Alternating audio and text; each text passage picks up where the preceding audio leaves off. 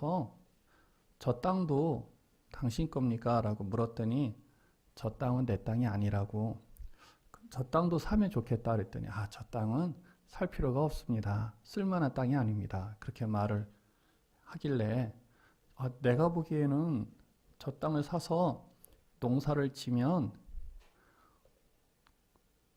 큰 수확을 가질 수 있을 것 같은데 어차피 땅도 많으신데 돈이 없으면 모를까 돈이 있으시면 땅을 사서 농사를 더 지시는 게 어떠냐 그랬더니 목사님, 대한민국에서는 농사를 지면 질수록 손해를 봅니다. 그러니까 농사를 지지 말아야지 내가 먹고 내가 자식들 줄 거 농사 짓는 것은 괜찮지만 농사를 져가지고 돈을 벌 생각은 해서는 안 됩니다. 만약에 돈을 벌고 싶으면 수천 평, 수만 평을 사가지고 이렇게 인력 동원 없이 농기계를 구입을 해서 대대적으로 그 대작을 하면 모를까 그냥 옛날식으로 생각해서 농사를 지면 망합니다. 가끔 텔레비에 도시에 사는 사람들이 농사나 접을까 이런 소리 하는데 그 사람들 다 망합니다. 그렇게 말하더라고요. 농부에게 최고의 즐거움은 가을이 됐을 때 자신이 흘린 땀만큼 수확을 갖는 것입니다. 흘린 땀이 있는데 흘린 땀만큼 수확이 없을 때 사람들은 좌절도 하고 절망도 할 것입니다. 우리는 하나님 나라의 일꾼입니다. 2016년 동안에 한 해 동안에 하나님 나라의 일꾼이 되어서 땀 흘린 하나님 나라의 일꾼이 있을 겁니다. 하나님 나라 일꾼들이 땀 흘렸는데 흘린 땀에 대해서 하나님께서는 어떤 상급을 주실까? 어떤 보응을 하실까? 우리가 읽은 디모데후서 2장 6절 말씀에 같이 한번 더 읽어볼까요? 2장 6절 시작. 수고하는 농부가 곡식을 먼저 받는 것이 마땅하니라. 수고하는 농부가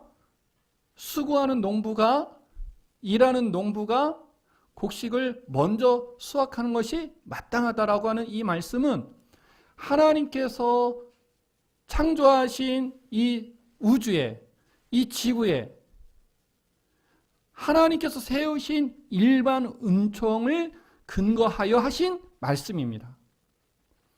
수고한 농부가 수확을 먼저 하는 것이 마땅하다. 근데 이 말을 어디에다가 지금 같이 함께 말씀하고 있냐면 하나님 나라의 일꾼에 대해서 설명을 하시는 가운데 하신 말씀입니다. 그렇다면 하나님은 뭐라고 말씀하시냐면 하나님 나라의 일꾼이 되어 하나님 나라를 위하여 땀을 흘린 성도가 있다면 하나님은 마치 수고한 농부가 먼저 수확하는 것과 같이 하나님이 보응하시겠다. 하나님이 보상하시겠다라고 하는 것이 담겨져 있는 것입니다. 세상의 사람들은 사람들을 일하게 해놓고 일한 만큼 대가를 주는 것을 싫어합니다. 제 전공이 지금은 목사이지만 학부는 산업공학과를 나왔어요. 산업공학과의 핵심은 뭐냐면 최저의 비용을 들여서 최고의 이윤을 내는 것이 산업공학과의 핵심입니다. 많은 이윤을 낼 수 있기 위해서 최소의 비용을 투자할 수 있는 그것을 계획하는 것이죠. 사람들을 불러서 일하게 해놓고 일한 만큼 지불하고 일한 만큼 즐거움을 갖게 하고 일한 만큼 수입을 갖도록 해야 되는데 경영자 입장에서는 그게 아닌 거예요. 누군가를 불러서 일하게 해놨으니까 이 사람을 즐겁게 해줘야지. 이 사람을 행복하게 만들어줘야지. 할 수만 있으면 많은 수입을 일하는, 수고하는 근로자들한테 나눠줘야 되겠다. 이런 경영자는 없어요. 경영의 첫 번째는 최소 비용을 들여서 최대 이윤을 내는 것입니다. 그러니까 일은 실컷 부려먹고 나중에 그 대가를 삭슬 지불할 때는 할 수만 있으면 최저 비용을 들여서 하는 거예요. 내가 제일 불쌍한 애들을 태국에서 만났어요. 예전에 우리 학생들 데리고 태국 선교여행 갔었을 때에 우리나라 마트 같은데 뭐 이런 식당 있죠. 이 롯데리아 같은 것, 이런 뭐 스타벅스 말고 안 가봐서 모르겠는데 그 고기 파는데 뭐가 있죠? 아웃백 이런 데 가서 일하는 애들을 봤는데 저는 걔네들이 굉장히 부러웠어요. 야, 얘네들은 열심히 일하면 우리가 비싸게 주고 사 먹어야 되는 이 음식들을 사장이 주지 않을까? 그런데 그 아이들이 식사 시간만 되면 아무도 없는 뒷문으로 나가가지고 그 계단 앞에 쪼그리고 앉아가지고 감자 몇 조각을 먹는 거예요. 아니, 나쁜 사람들이잖아요. 그렇게 부려 먹었으면 좀 맛있는 음식을 혹은 영양가 있는 음식을 줘서 수고했다. 너희들이 아니면 내가 어떻게 돈을 벌 수 있겠니? 너네들 많이 먹어라. 그럴 것 같은데 이 아이들이 편하게 먹는 것도 아니고 아무도 없는 흠이진 곳에 가갖고 그곳에서 감자 몇 조각을 먹는 거예요. 태국에서 그걸 보면서 야, 이 나라 참 형편없는 나라다 그랬는데 어느 날 이 한국에 와가지고 그런 유사한 장면을 봤어요. 이것이 현실이구나. 우리는 최저 비용을 갖고 싸워요. 응?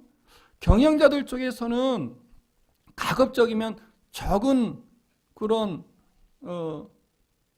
수고비를 줘야 이윤이 남는 것이지만 근로자 입장에서는 먹고 살 정도는 돼야 되는데 그게 안 되니까 최저 그 수당을 위해서 데모도 하고 시위도 하고 그러지 않습니까? 이것이 현실이에요. 우리가 이런 데서 살고 있는 거예요. 그러니까 자칫 잘못하면 하나님의 사람들이, 성도들이 하나님 나라에서도 그러지 않을까 이런 생각을 할 수도 있는데 오늘 본문에 보면 뭐라고 말씀하시냐면 하나님 이렇게 말씀하시는 거예요. 수고한 농부가 먼저 수확을 한다. 이것이 내 법칙이다라는 거예요. 땀을 흘렸냐? 네가 수고를 했니? 그러면 내가 수고한 만큼 흘린 땀만큼 내가 너에게 보상하겠다. 내가 너에게 상급을 주겠다. 보응을 하겠다. 이것이 하나님의 계획이요. 하나님의 거룩하신 뜻입니다. 저는 우리 빛가수 이 본문하고는 뭐 관련이 없지만 우리 빛가수홈의 교회 성도들이 혹시라도 사업을 계획을 하고 앞으로 내가 사업을 해야 되겠다. 이런 성도가 있다면 기도하실 때 하나님 내가 운영하는 사업장에서는 할 수만 있으면 열심히 땀 흘린 사람들에게 하나님 말씀처럼 충분히 삭슬 지불할 수 있는 그런 사장이 되게 해 주십시오라고 그렇게 기도하시면 저는 좋을 것 같아요. 목사님 사업을 해보세요. 사업을 해보면 그런 생각이 들겠습니다. 그러니까 기도하라고요. 없는데 줄 수는 없어요. 내가 망하는데 줄 수는 없어요. 그러니까 기도해야죠. 우리 내년도에는 우리 교회 좀 주일학교 부흥을 위해서 주일학교를 가르칠 부교육자를 찾고 있는데 참 미안한 것이 내가 당신에게 필요한 사례를 충분히 줄 거니까 오세요. 이럴 수가 없는 거예요. 그래서 머리가 아주 복잡해요. 그래서 수를 많이 동원했어요.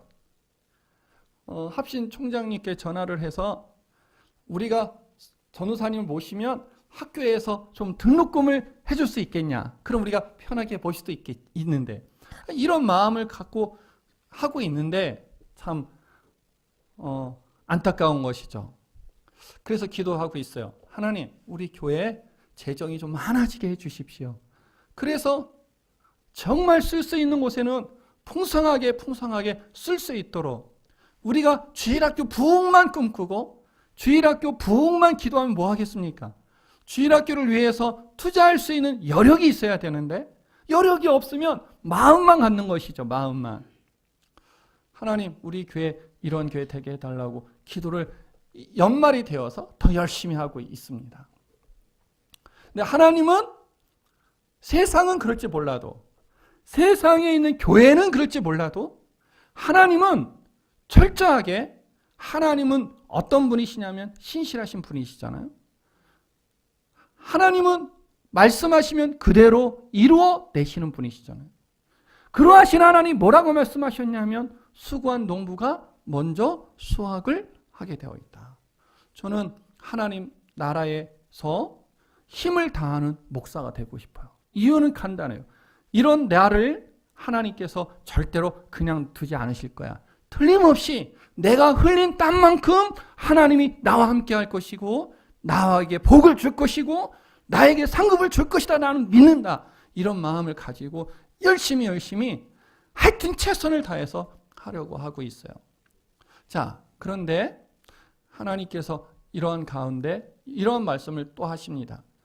20절 한번 읽어봅시다. 20절 같이 읽어요. 2장 20절 시작.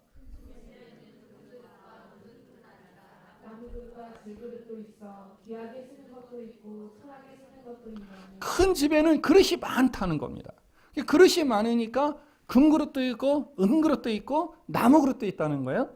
그래서 귀하게 쓰임받는 그릇도 있고 천하게 쓰임받는 그릇도 있다는 것이죠.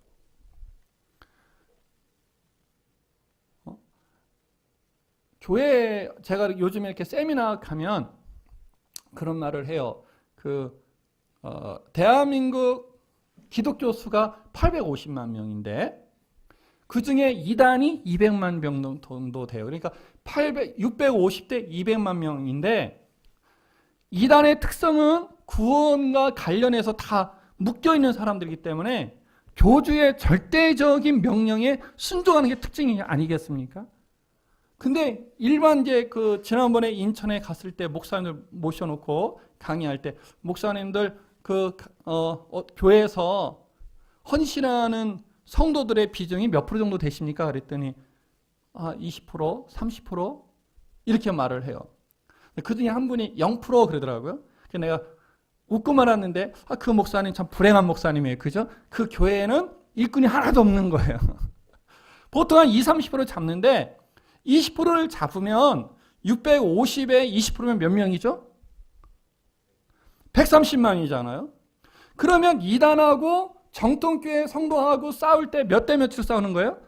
200대 650이 아니라 200대 135만 명이 싸우는 거예요. 근데 그런 이야기를 잘 해요. 그래서 5년, 10년 뒤에 어떻게 될까 이런 표현을 많이 쓰는데 교회 안에는 모든 교회 성도가 다 함께 일할 수가 없어요. 이제 막 들어온 성도들도 있어요. 상황이 어려운 성도들도 있어요.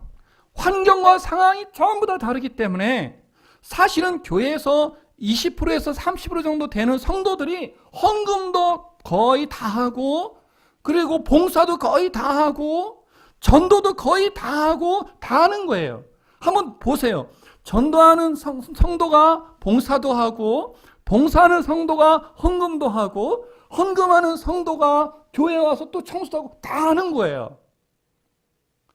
근데 하나님께서 그런 성도들에게 뭐라고 말씀하시냐면 반드시 수고한 농부가 먼저 수확한다고 한 것처럼 하나님이 보응하시겠다라고 말을 하는데 그때 쓰임받는 그 성도들을 향해서 큰 집에는 금그릇, 은그릇, 나무그릇이 있는 것처럼 교회 안에도 그런 일꾼들이 있다는 거예요.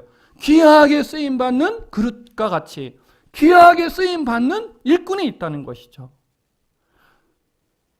목사님, 교회가 그래도 좀 다 평등해야죠. 그런 차원이 아니고 우리가 아무리 평등을 얘기를 해도 상황이, 환경이 어쩔 수 없이 교회에는 한 20, 30%가 그렇게 다 하는 거예요. 성경은 뭐라고 하니까 그래서 하나님 앞에 귀하게 쓰임받는 그릇이 있고 또 천하게 쓰임받는 그릇이 있다. 이렇게 말하는 거예요. 우리 빛과 소금의 교회는 규모가 작잖아요. 우리 모든 성도들이 다 귀하게 쓰임받는 금그릇과 같은 하나님의 일꾼들이 되시기를 주의 이름으로 축복합니다. 자, 그런데 21절 읽어봅시다. 21절 시작. 그러므로 누구든지 이런 것에서 자기를 깨끗하게 하면 귀히 쓰는 그릇이 되어 거룩하고 주인의 식에 합당하며 모든 선한 일을 준비하는 그 귀한 그릇이 되어서 수고하는 일꾼들이 되어서 하나님의 보응을 갖는 성도가 돼야 되겠는데 21절에 보니까 어떤 성도가 그럴 수 있냐니까 어떤 그릇이 그럴 수 있냐니까 자기를 깨끗하게 하는 그릇이다. 자기를 깨끗하게 하는 사람이다. 다시 말하면 아무나 쓰임받을 수 있는 것이 아니다라는 거예요. 준비된 사람들이 쓰임받는 것이다 라는 거예요. 그러면 우리는 어떤 준비된 사람들이 돼야 될까? 어떤 준비된 사람들이 돼야 또 우리가 어떻게 준비된 사람으로서 어떻게 살아야 하나님 나라에 귀하게 쓰임받을 수 있을까? 우리 사도행전 6장으로 이제 한번 가보겠습니다. 사도행전 6장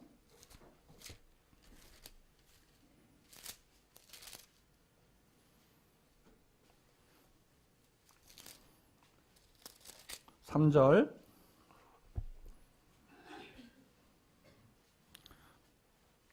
사도행전 6장 3절 읽어봅시다. 형제들아 너희 가운데서 성령과 지혜 칭찬받는 사람 얼굴을 일곱을 택하라. 우리가 이 일을 그들에게 초대교회도 일꾼들이 필요로 한 것이죠. 초대교회도 다 모든 성도들이 다 일할 수는 없어요. 그러니까 초대교회도 일할 수 있는 일꾼들을 뽑았어요. 근데 일꾼들을 뽑을 때 조건이 있었어요. 어떤 조건이었죠? 성령이 충만하고 지혜가 충만한 사람 7을 뽑으라 그랬어요. 성령이 충만하고 지혜가 충만한 어떤 그릇이 귀한 그릇이냐? 어떤 그릇이 하나님께 쓰임받을 수 있는 그릇이냐? 성령이 충만하고 지혜가 충만한 교회. 한번 따라합시다. 성령이 충만하고 지혜가 충만한. 자, 성령이 충만하다라는 말은 하나님께 장악되었다라는 얘기입니다. 하나님께 장악된 것이죠. 성령이 충만한 사람, 성령 하나님께 장악된 사람을 성령이 충만하다. 성령이 충만한 사람에서 나타나는 것이 있는데 바로 순종입니다. 순종. 하나님께 장악되었는데 하나님께 장악되었다라는 게 무엇으로 확인될 수 있겠어요? 순종이죠. 순종. 하나님이 동으로 가라. 예, 동으로 가죠. 하나님이 서로 가라. 그럼 네, 서로 가겠습니다. 그냥 그 자리에 그냥 가만히 멈춰 있어. 그럼 멈춰 있는 것이죠. 이스라엘 사람들이 출애굽한 뒤에 가나안 땅으로 갈 때 불기둥과 구름기둥이 있었잖아요.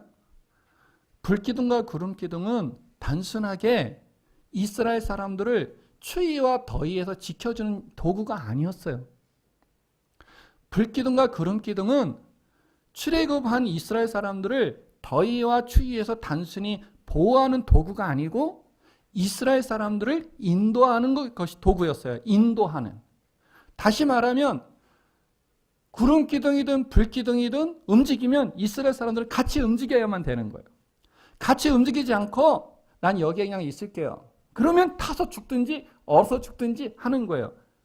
그러니까 단지 그들을 더위와 추위에서 지킬 수 있도록 하는 도구가 아니라 하나님께서 이스라엘 사람들을 출애굽시켜서 가나안까지 인도하는 가운데 그 인도하는 길을 이끄는 데 있어서 쓰임받은 도구가 뭐였냐면 불기둥하고 구름기둥이었던 것이죠.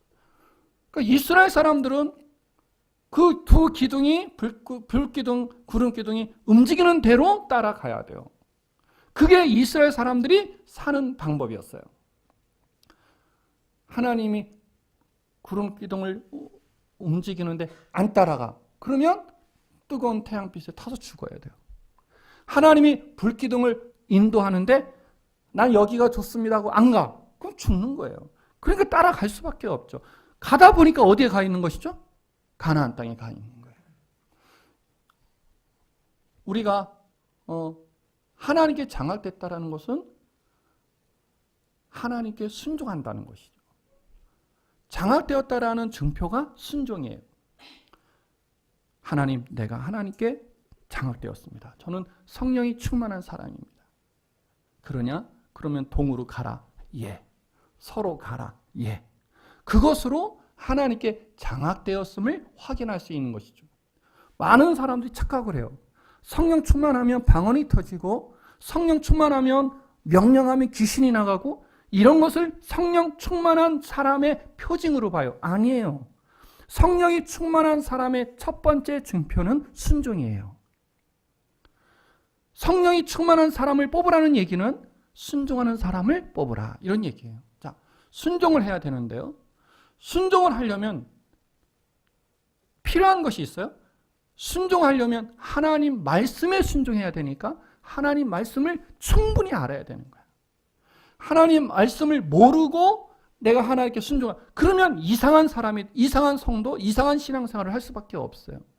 그래서 성령이 충만한 사람은 무엇을 끼고 사냐면 성경책을 끼고 사는 거예요. 우리 성도들 일주일 동안 성경책 끼고 살았어요, 안 살았어요? 끼고 살아야 돼요. 여러분 뭐 하면서 살았어요? 성경책 봤어요, 안 봤어요? 우리는 성경책을 안 보고 하나님께 뭐라고 드리냐면 성령 충만하게 해주세요. 하나님의 뜻을 모르면 순종할 수 없어요. 하나님 뜻을 모르고 순종하면 동으로 가야 되는데 서로 가 있어요. 하나님 뜻을 모르고 순종하면 하나님을 알지 못하는 사람보다도 교회에 더 큰 해를 입힐 수가 있는 거예요. 여러분 성경을 끼고 사시기를 주의 이름으로 축복합니다. 성경 끼고 살아야 돼요. 여러분 교회에다가 성경 두고 다니시는 분들 있지요. 저 옛날에 오해 많이 했어요. 아니 성경을 왜 교회에다 두고 다녀? 매일 읽어야 되는데 나중에 봤어요. 그분들은 성경책이 또 하나씩 다 있더라고요. 교회에다 큰 거 두고 작은 것을 갖고 다니면서 보고 집에 가니까 또 성경책이 있으니까 또 그거 보는 것이죠. 그런 성도를 너무너무 잘하는 거예요. 근데 그게 아니라 그냥 성경이 무겁다고 집이든 교회든 두고 다니는 것은 만약에 그런 성도가 있다면 어리석은 성도예요. 성경은 갖고 다녀야 돼요. 성경은 끼고 다녀야 돼요. 여러분 책가방에는 언제나 성경이 있기를 주의 이름으로 축복합니다. 성경이 있어요. 왜 아멘 안 하는 사람 뭐예요? 세 사람 왜 아멘 안 하는 거예요? 성경 끼고 사시길 주의 이름으로 축복합니다. 두 번째는 성경책을 끼고 다니고 성경책을 날마다 보면 여러분들한테 무엇이 생기냐면 부담이 생겨요. 왜? 하나님이 동으로 가라고 하는데 내 마음은 서로 가고 싶거든.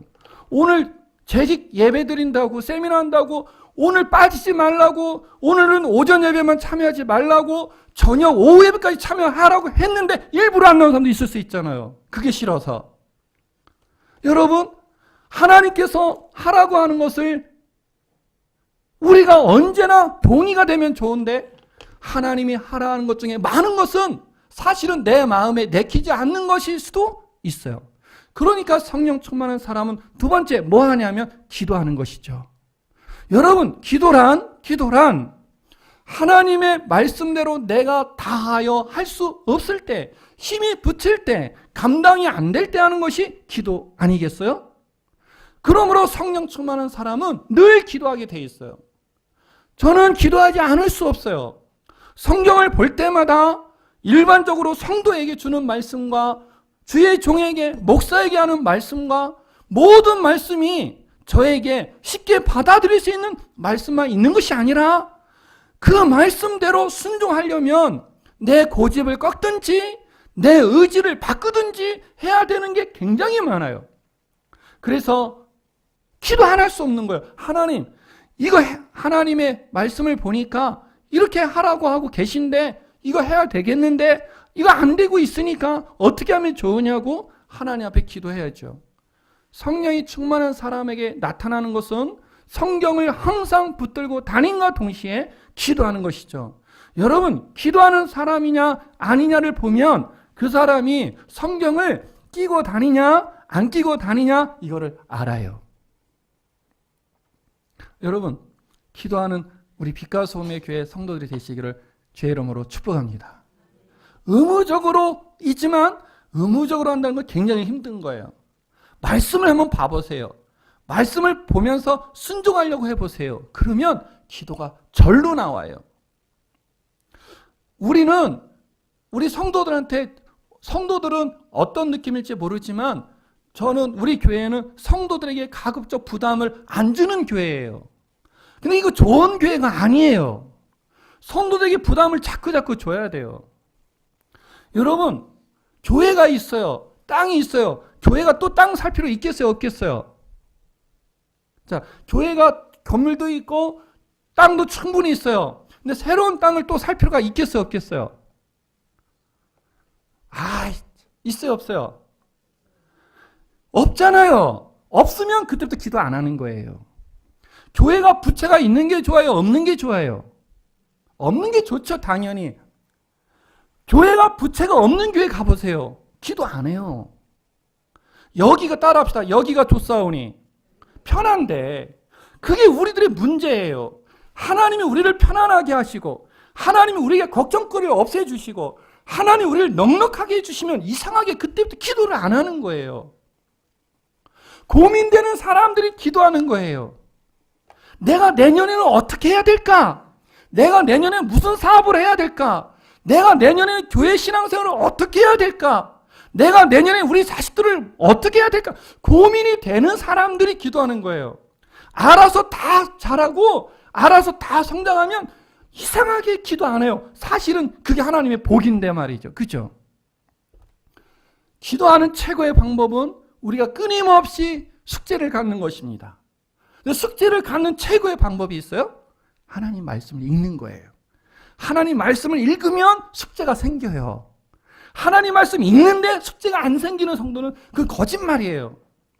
여러분, 하나님 말씀 많이 보시기를 주의 이름으로 축복합니다.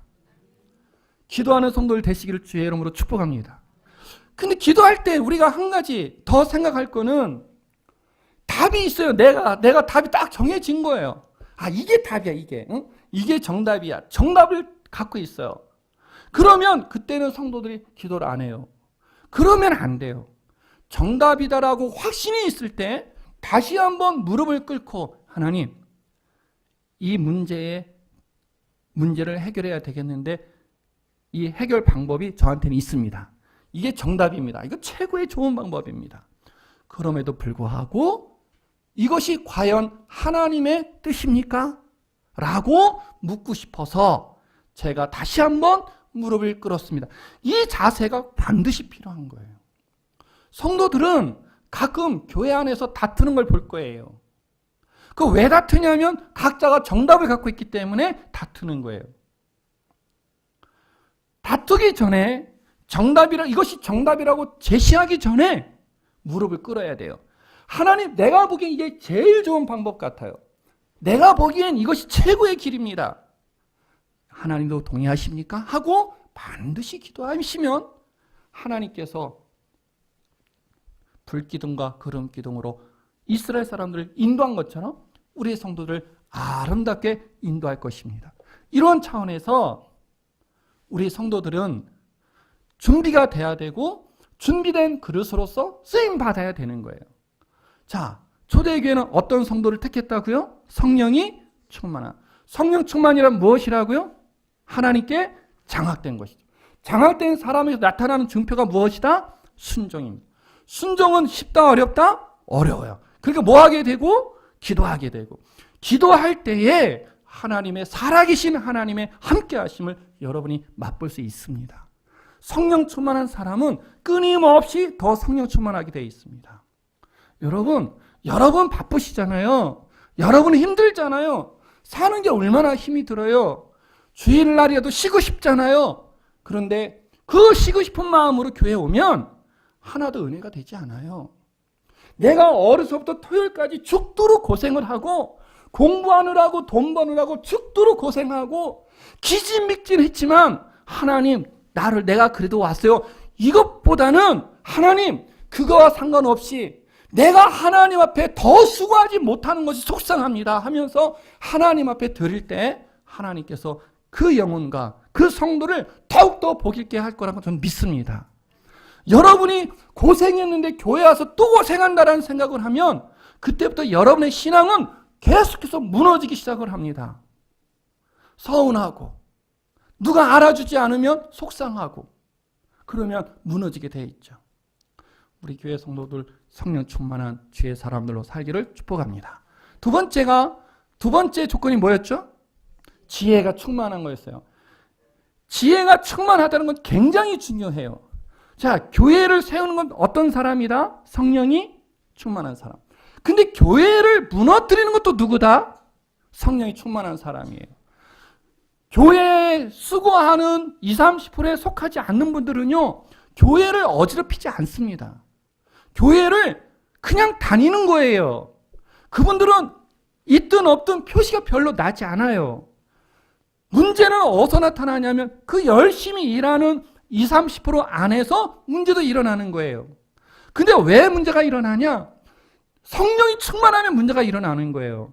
성령이 충만하다는 얘기, 즉 영적인 어떤 그런 마음과 그런 것들이 이렇게 클 때는 반드시 뭐가 필요하냐면 지혜가 필요한 거죠. 지혜의 충만함이란 어떤 거냐면 따라합시다. 살리는 일, 말씀의 열매를 맺게 하는 일. 그러니까 성령이 충만한 사람은 일을 하게 돼 있는데 그 일한 결과가 두 개여야 돼. 첫째는 뭐 하는 일? 살리는 일이에요. 두 번째는 뭐 하는 일? 말씀의 열매가 일어나야 되는 것이다. 어떤 성도는 다 일을 해. 열심히 일을 해요. 다른 사람이 혀를 그냥 도저히 따라갈 수 없을 만큼 수고를 다 해. 근데 결정적인 순간에 그 사람이 그 수고를 다 무너뜨려요. 제가 제일 힘든 건 뭐냐면 평생을 목사를 하고 죽는 날이 됐을 때 웃으면서 하나님 다 너무너무 즐거웠어요. 이렇게 죽어야 되는데 혹시라도 에이씨 이러고 죽으면 어떻게 하나. 모세가요 출애굽 시켰잖아요. 출애굽 40년 동안 이끌었잖아요. 그리고 마지막으로 가나안 땅에 들어갔어요? 못 들어갔어요? 못 들어갔잖아. 왜 못 들어갔어요? 그 화 한 번 낸 것 때문에 못 들어간 거 아니에요. 하나님이 모세한테 야 모세야 너 보냐? 예 보입니다. 뭐가 보이냐? 하나님이 약속하신 땅이 보입니다. 좋으냐 나쁘냐? 너무 좋습니다. 너 못 들어가. 그럴 때 모세가 에이씨 이럴 수도 있잖아요. 근데 에이씨 그랬어요 안 그랬어요? 안 그랬거든요. 저는 제일 두려운 게 그거예요.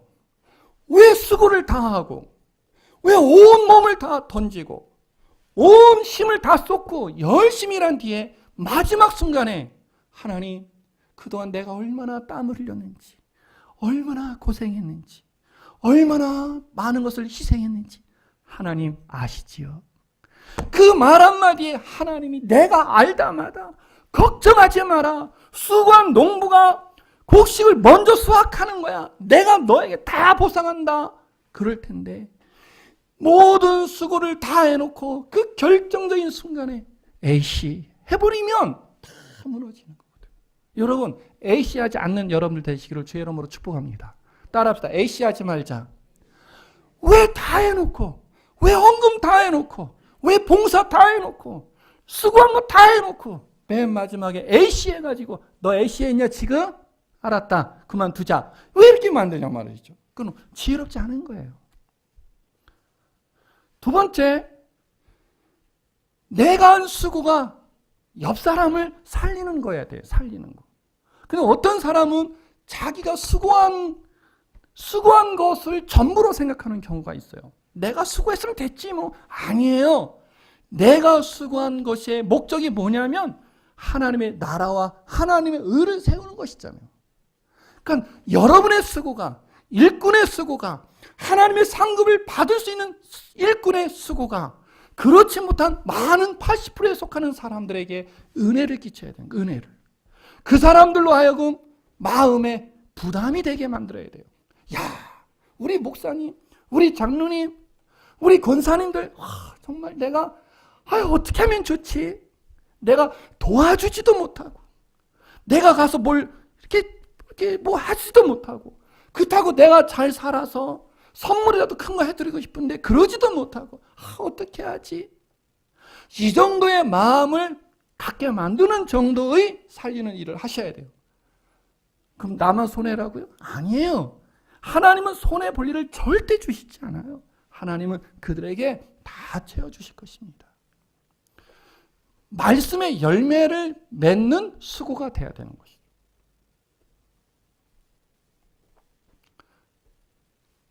제가 아주 오래된 얘기인데 이제 오래된 얘기 좀 하나씩 꺼내려고 합니다. 여러분의 흉이 될 수도 있고 내 흉이 될 수도 있는데 꺼내려고 해요. 한 10여 년 전에 우리 교회에 새로운 성도가 왔어요. 그 성도가 남사랑방의 모임에 갔는데 그 모임에 갔을 때 우리 교회 좋은 교회야. 우리 목사님 최고의 목사님. 이래도 지금 그 교회에 붙어있을까 말까인데 갔더니 교회가 말이지. 그 교회 새로운 성도가 어떻게 있을 수 있겠어요.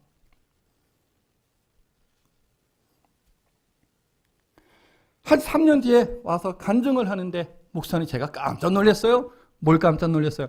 제가 처음 왔는데 그 성도들 모임에 갔는데 술 마시자는 얘기를 하더라고요. 정말 제가 지난 얘기라서 하는 거예요. 지난 얘기라서. 우리 위에 그분들이 없어서 하는 얘기예요. 여러분 중에는 한 명도 없어요.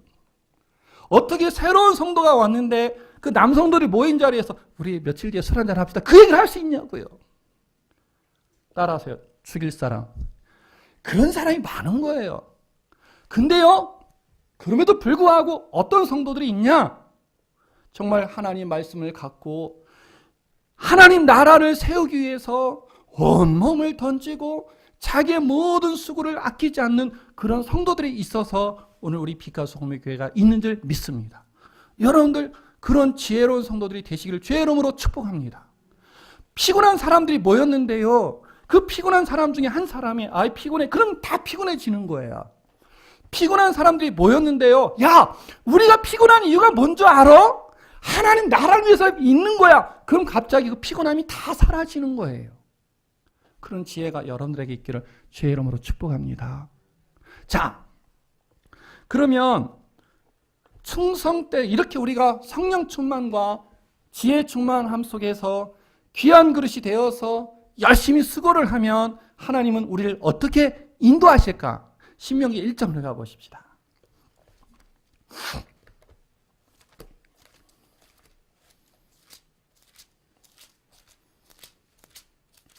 신명기 1장 9절 시작. 그때 내가 너희에게 말하여 이르기를 나는 홀로 너희의 짐을 질 수 없고. 모세가 이스라엘 사람들을 이끌면서 출애굽한 지 얼마 안 됐을 때에 내가 홀로 여러분을 다 이끌어가는 것보다는 돕는 사람들을 뽑는 게 좋겠어요 라고 해서 돕는 사람들을 뽑게 됩니다.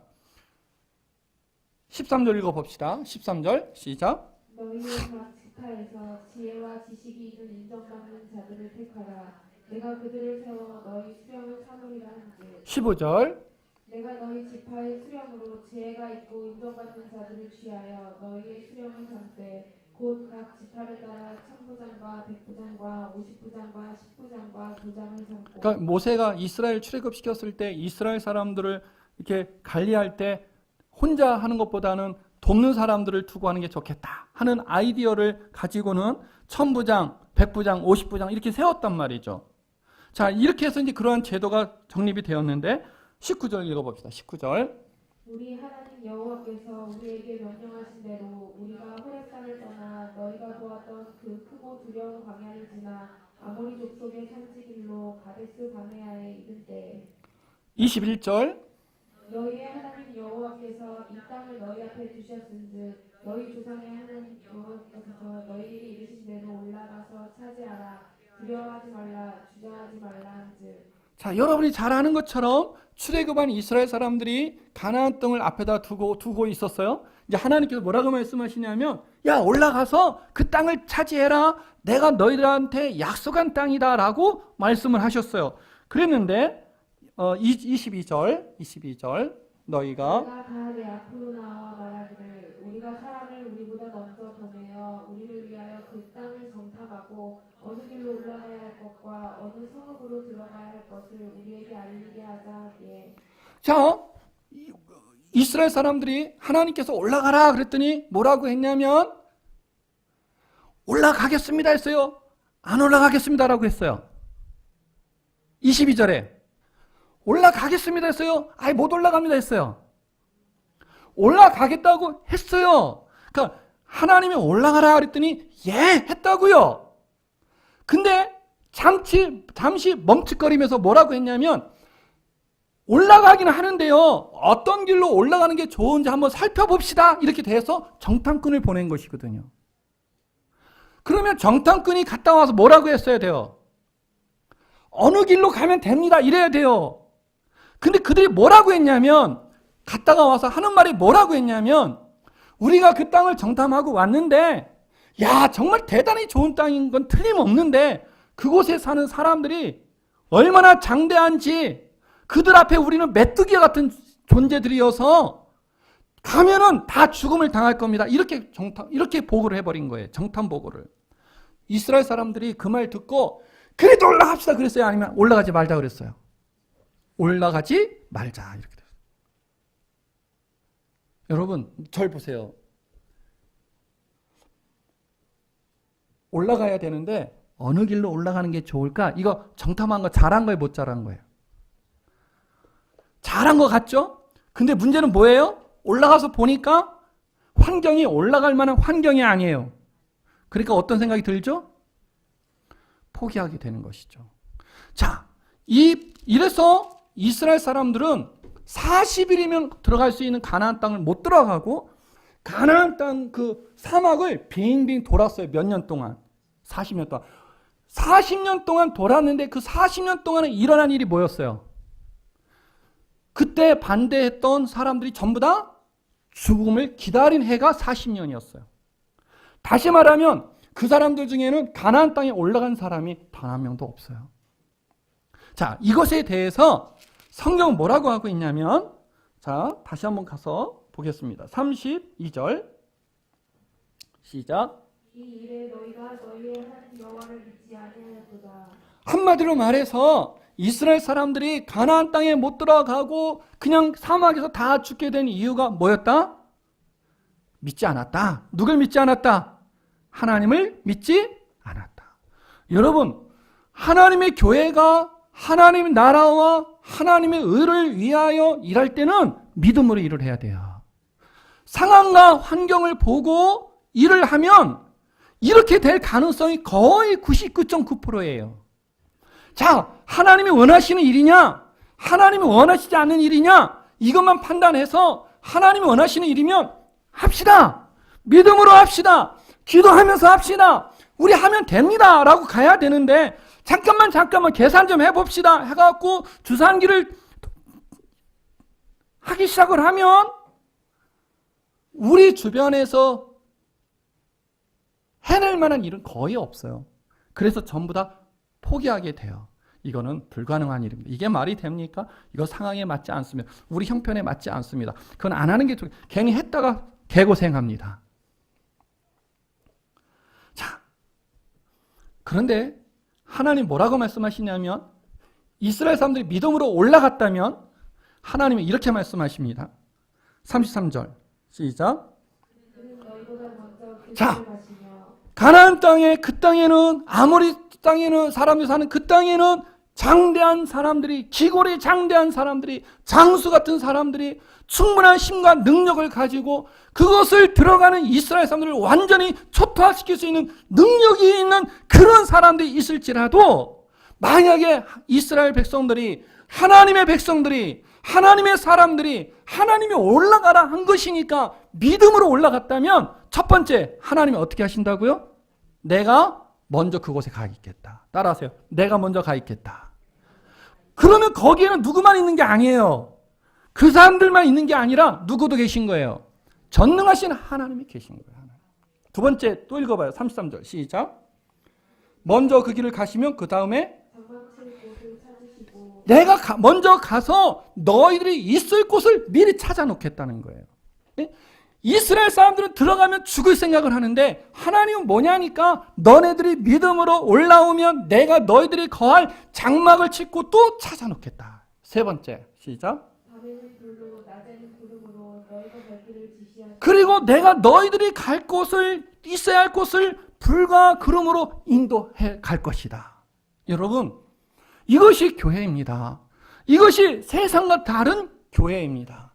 교회는 하나님의 역사로 세워지고 만들어가는 것이 교회입니다. 나는 교회의 구성원인 여러분, 저 한 사람 한 사람도 하나님의 크신 능력에 붙들림 받아서 하나님의 역사하심 속에서 살아가는 흥미진진한 그러한 삶을 사는 하나님 나라의 백성들이 되기를 주의 이름으로 축복합니다.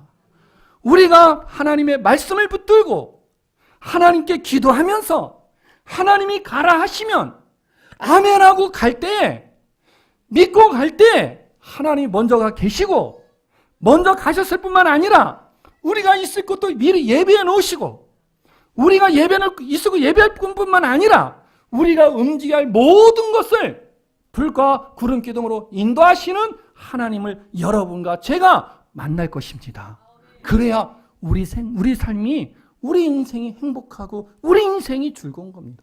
여러분 사회에서, 직장에서 다른 사람보다 돈 많이 벌고 더 뛰어난 승진하고 그걸로 여러분의 행복을 찾으시려고 하십니까? 아닙니다.